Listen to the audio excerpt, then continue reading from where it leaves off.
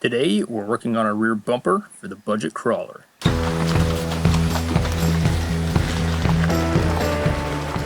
So let's take a closer look here before we dig in. I paid $100 for this off of Craigslist, I think. Either Craigslist or Facebook Marketplace. I think it was Craigslist. And it's definitely used. We're missing a few parts here. And I think this may have been off of a YJ to begin with, because these aren't exactly TJ mounts. The outer slots on the mounts here will bolt up to a TJ frame, but I'm going to have to modify these a little bit in order to be happy with how it's going to mount to the frame. So that's one of the things we got to do here.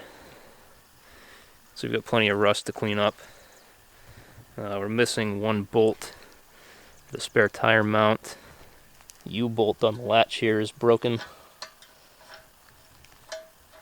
And this doesn't offer much in the way of corner protection, so I want to extend the bumper out this way a little bit if we can. I'm not sure if it's going to be wide enough, so we may have to build it out a little bit to make that happen. If it seems like it's going to be too difficult, I probably won't bother, but that's something else I'd like to do.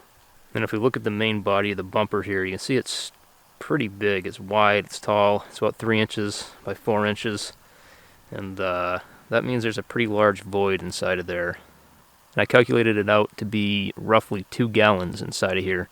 So I'm going to attempt to use this as an air tank, as long as there aren't too many pinholes on all the welds here. Really don't want to have to redo all the welds around everything to get a good seal on the inside, but if it's good, we're also going to use it as an air tank. So even without the tire carrier portion of this bumper on there, this thing's still pretty heavy. Now I'm getting ready to rig this. Well, it's all rigged up. I'm ready to kind of lift it into place there and see how it fits. You see I got blue tape on the back of the frame there and right here, so we don't gouge it up too much while we're matching it up. But this factory tire carrier is going to be in the way, so I might as well pull it off now since we're going to have to sooner or later anyway.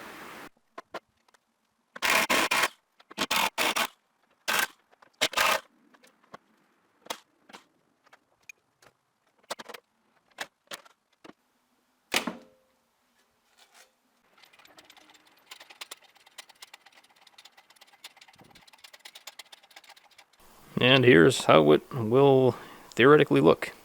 Pretty good from this angle. Not quite as good from this angle. So this thing sticks out really far. It's 9 inches from the back edge of the frame to the furthest point out, which is the front of the hitch right here. And that really kills our departure angle. Kind of. So if we take a look at the angle here, go from the back of the tire up to where the hitch is right here, that's pretty much our angle. Now if we were to run no bumper, our angle would be something like that. And maybe that doesn't look like too much on camera, but that's going to be a pretty big difference when we're getting into the rocks. So I'm going to do my best to slim this bumper down, and the way that I plan to accomplish that is to eliminate this little 2-inch offset block here between the frame and the body of the bumper. So how are we going to eliminate this? Well, I think we're just going to zip this off. I'm planning on just drilling and tapping holes right into the body of the bumper for bolts to run through from the frame. Now we have 2 issues with this. Number 1, I don't know how thick the metal on this bumper is. It could be as thin as 1/8 inch, but I am going to guess that it's 3/16 based on how heavy it is, which may be thick enough to just tap and hold the bolt. But I don't want to do that, so I'm going to weld a reinforcing plate everywhere we're bolting through, probably 1/4 inch, so we'll have 1/4 inch plus 3/16, so it's like of a 7/16 basically of an inch, so almost 1/2 inch that we'll be tapping into. Now the second issue with this is that I wanted to use this thing as an air tank, and generally you don't want to drill holes in your air tank. And here is the improved version of this. Sits nice and flush to the frame. Like I said, we'll plate the back of it with some 1/4 inch. I've only got enough here on hand to do one side, so I'll have to stop at the welding shop I normally get steel from and pick up a little more. Probably be like $5 a foot or something, so maybe another $10 worth of steel, and should be good there. Trailer hitch does still stick out pretty far, and if we have problems with that later on, maybe we'll try to come up with another bumper solution. We'll ditch this one altogether. I know Swag Off-Road makes a real nice bumper setup. I think you buy it and you weld it yourself. but it basically wraps right around the back end of the frame right here, and reinforces the frame rather than builds off of the frame like a lot of the aftermarket bumpers like this do. So we may check out that option if we have problems with clearance, but otherwise, at this point, we're just waiting on steel. Had to move inside because it started raining out. Well, to be honest, I don't think it's stopped raining for the past 9 months, so it basically just continued raining today. And so the lighting might be a little worse now, but with this kind of mocked up where we need it to be, I want to add some corner protection in here. As you can see, the bumper ends, and then we've got maybe an inch or an inch and a half to the edge of the body. So I'd rather end up not, coming up off a rock or a log or something and have it crunch up that corner of the body. So I want to wrap this bumper around just a little bit. Got a couple options mocked up here. We'll look at this one first. This is the most simple. Basically, we just took the end of the bumper, gonna weld on the 2x2 square tubing and square it off like that. Not the best looking. And again, the lighting's terrible because it's raining out there and I can't film outside. Then the second option, basically we take a 45 degree coming off of the bumper there, and then once we hit 2 inches offset from the edge of the bumper, then we'll go straight back. That would also involve chopping this corner of the bumper right here to make it even with the new piece. So I'd rather not have to dig into the current bumper if I don't have to, but I think this would by far be the best looking option.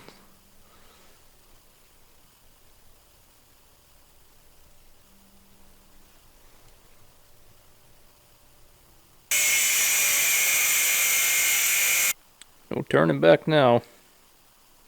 These are the pieces we've got so far. Everything's ready to tack into place now as far as these go.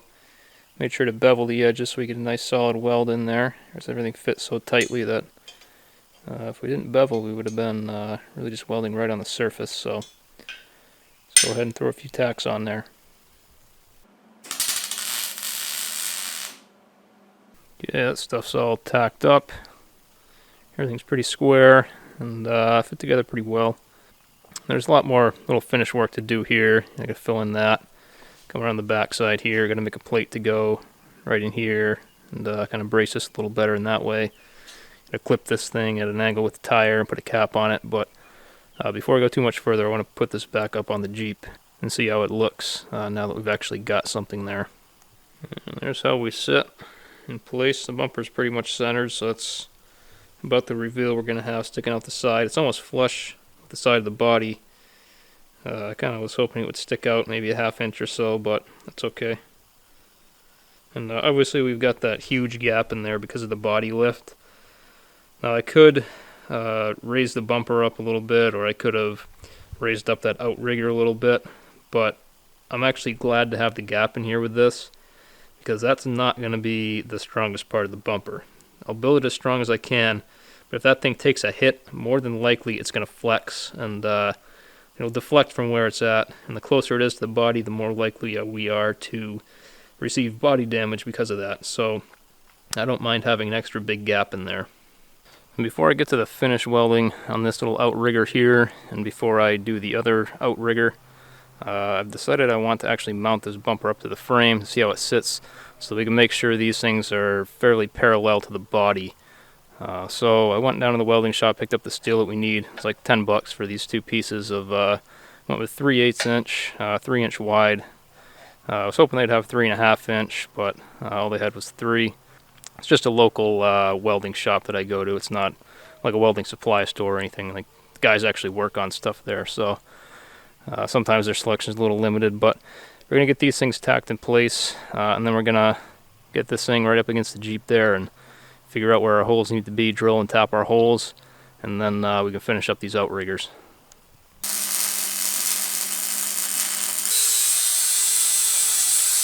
Okay, so we got the bumper butted up to the back of the frame here, and it's not bolted on or anything yet. I'm going to wait to drill the bolt holes until I get the other outrigger on the other side, but I just wanted to see how this one's lining up so far. I made it as square to the rest of the bumper as I possibly could while it was off the vehicle, and I just want to make sure that we're not off just a hair and it's sticking up this way or down that way and ends up looking terrible. And you can see we're pretty dang good right here.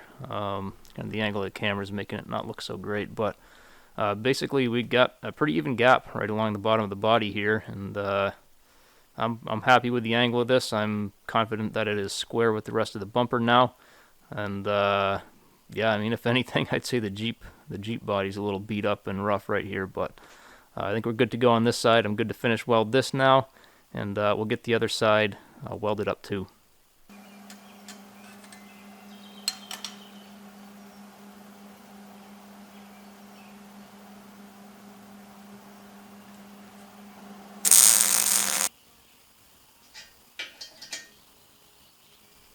Got the holes all drilled and tapped. You can see there's plenty of depth there. The rule of thumb that I generally go by is you want at least the depth of the thread engagement to be at least as wide as the bolt is.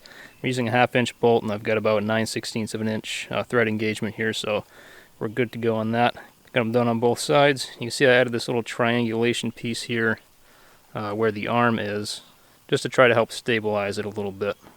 So with that said, I think we're ready to finish weld these outriggers on, and then we'll figure out where we want to trim them down to.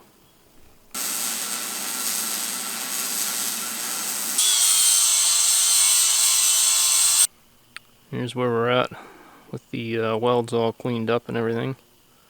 A little more touch up and clean up to do, but next thing we're going to do is figure out what angle to chop this at, cap that, and then we got 2 more mounts, bolt brackets basically, underneath the bottom of here that are going to go underneath the back end of the frame to bolt the bumper to the frame as well. So I'm going to wait until all that's done to just totally finish this thing out, but coming along well.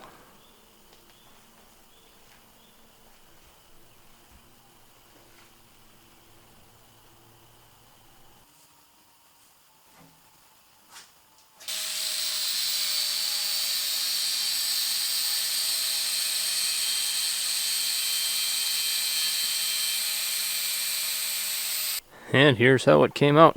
It's all capped and ready to go.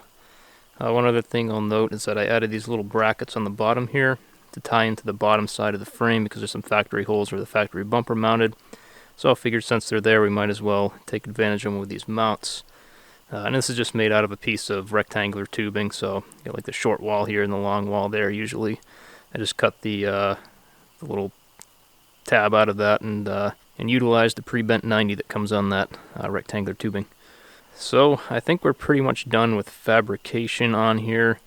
I've got some more touch up to do with the angle grinder and a flap disc, making these corners look a little nicer, but it's a little dark out here and the shadows are kind of playing tricks on me, and I don't want to mess it up, so I'm going to wait until we get a sunny day, which could be weeks at this point, but I'm going to wait to finish that up, and I think we're going to call it an episode right here. I'm thinking I'll probably break this up into a 2 or a 3-part series here, because we still got the tire carrier to deal with, and we got to paint this whole thing, and then there's one other thing I want to do that I haven't talked about yet, and you'll find out what that is next time. So let's take a look at the money that we spent today.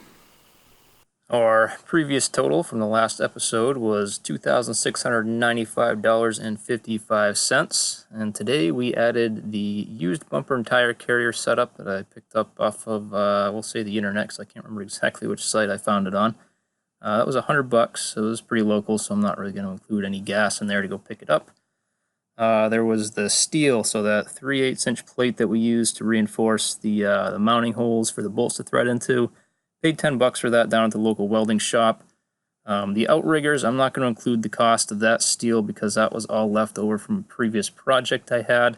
That was all 2" by 2" 1/8" wall square tubing. It was pretty much scrap because it really didn't have any other use for me at this point. If I had to go buy that, it probably would have been maybe $15 or $20 or so. Definitely no more than that where I usually get steel from. And then on top of that, we had consumables, which if you've been watching so far, I haven't really been counting those because I usually don't use a whole lot of them, but in this episode we used quite a bit. And by consumables, I mean cutoff wheels for the angle grinder, flap discs for the angle grinder, wire wheels, and then there's quite a bit of welding in this one, so I'm going to throw in the little bit of welding wire, welding gas. So we're just going to ballpark that one at $10. It really wasn't a whole lot, but I think it was worth mentioning. And that was pretty much it for today. So that brings our new total to $2,815.55. And like I said, we're going to probably make this a 3-part series. So episode 2, I think, is going to be pretty short.